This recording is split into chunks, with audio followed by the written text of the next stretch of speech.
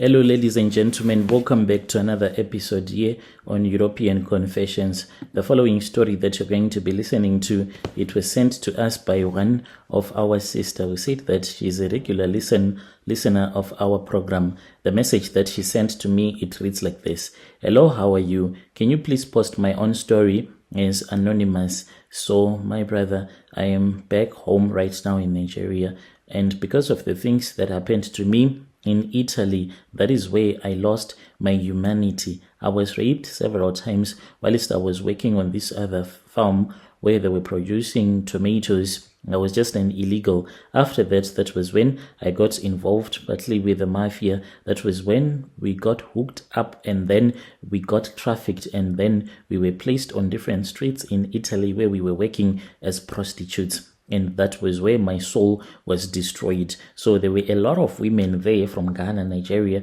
and other countries from Western Africa that were using a lot of charms. Some of them, they would be speaking with their priests back home in their countries. And then that was when I was introduced to one from my own country by this other woman. So we were using these charms to be able to evade the police, as well as to make sure that you are protected by those charms and talismans, so that when you are with a client, some of them that might become violent, they might not attack you. With time, I started to have weird dreams, and then I spoke with that man who was assisting me. Then the man told me that I was supposed to return back home, for where home was, that was where my money was at. I returned back to Nigeria with literally nothing. A woman who had been in Europe for almost 7 years came back to the village with nothing. People did not even know that I was working on the farm and I had become a prostitute. They thought that I was living in a very big house there in Europe, and I had even lied to them that I was now in France,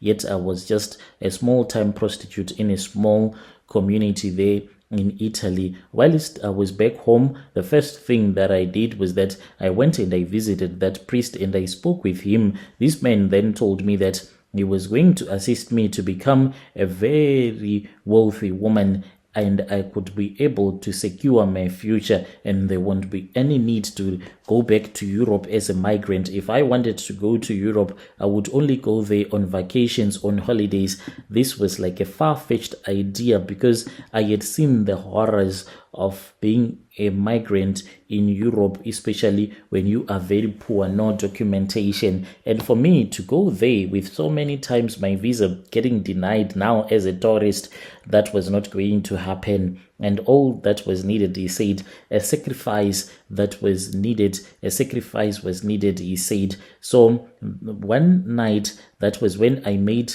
a decision. I returned back to that man's house and I slept with him, for he said that was the first order of the day. He said that he wanted to taste some Italian meat. Since I had spent so many years in Italy, he wanted to see if I still tasted Nigerian, or now I was tasting as if I was European. So after he had slept with me, he then told me that one amongst my relative was supposed to be blind. I said, so what is the purpose of making my cousin sister to become blind? And then that was when he said that he had to be blind so that the whole family can be struck with the spirit of spiritual blindness, such that even though they will notice that there are things that are happening in the family that are not normal, but there won't be anyone who will be able to say, let us pray, because they will be struck with spiritual blindness. One by one, I sacrificed my family members, my elder brother Chike, who trusted me, and my cousin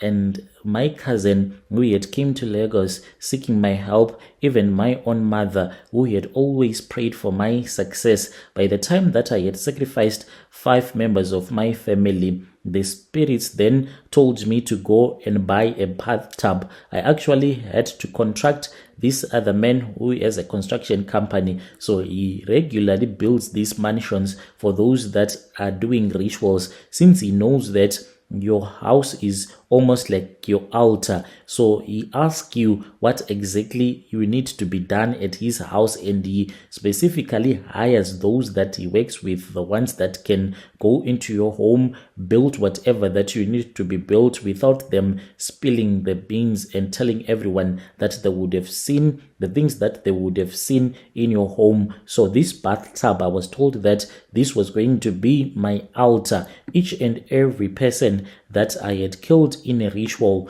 their blood was going to fill up that bathtub. But the Nashi, I went on a dating spree. I specifically went on Tinder since I knew that most of the men that will be there will only be there for hookups, and that was what I needed. I would bring in someone into my home the moment that we'll be sleeping together in the bathtub with that man that I would have met on Tinder. The water will turn red, and then the man will notice and will ask me what will be going on. Then I will tell the person that this is the blood of my relatives. The man will get so shocked so much that they would collapse and faint. By the time that they would wake up, they won't remember anything. Within a couple of days, the man will die from a freak accident, get hit by a car whilst they are crossing the road. As you know that in an accident, a lot of blood will be shed. So that blood that will be coming out of that person, the blood will come straight to my bathtub. There is another creature that I can't even explain. It is like a dark shadow. This is a creature that always comes to me, and this creature, when it comes, I have to go with it into the bathtub, and then I give it the blood. It then feeds the blood of my relatives and those strangers that I had killed, so that the blood can fill this bathtub. Each and every time when this creature drinks the blood, I see that the blood, the level, it gets lower and lower. So I gave my soul to the devil, and in return, I was given all of this wealth, and my life is going to end in 2034. That is when my life is going to end. And that I was told by the healer. The moment that I sold my soul to the devil, I was told that you are now like a prisoner. The devil is going to give you all of these goodies until in 2034. You are not going to finish that year. You are going to die, my dear. That is my confession. Judge me if you must. But when I look at life, the way that people are suffering in my life, I hustled. Yes, I hustled. And I still have more years to die, because even if you say that 9 years, it is not a lot, but you know, there are a lot of people that are listening to my confession that are not going to make it, those that did not even enjoy life. But as for me, I have lived life to the fullest. Name any place, any good place in this world where a lot of people go there for their vacations. I have been there several times because of this money that just comes from Norway. This is my own story, my confession. I sacrificed my own family so that I can become the woman that I am right now.